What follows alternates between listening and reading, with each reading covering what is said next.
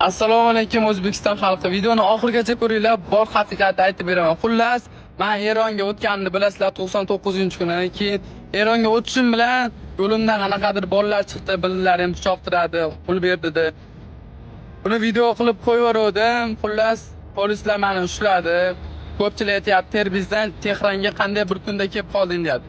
To'g'risini aytsam, ota-onam, oilam, yaqinlarim xavotir olmasin deb o'sha kuni polis meni mashinaga chiqarib yubordi, lekin aytmadim.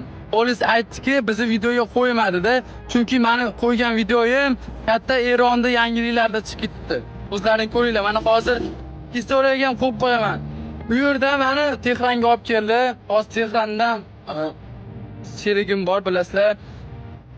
Eng og'ir viloyatiga keldik. Bu yerda mana ko'ringlar ahvolni.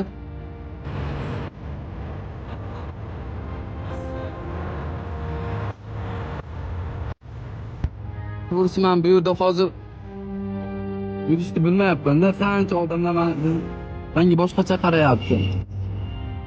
Shunga iltimoslardan shu Dubaygacha borib olsam maylimi? Nima deysizlar? Hamma haqiqatni aytdim.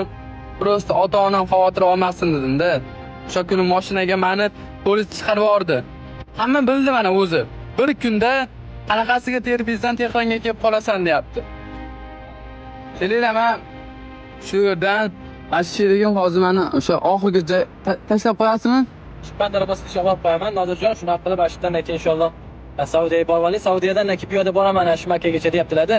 Shu do'stlar, men ko'ringlar mana buni ahvolni men bitta yomonlashmas, lekin bir o'zim juda xavfli qo'rqyapman-da, mana ko'ringlar mana.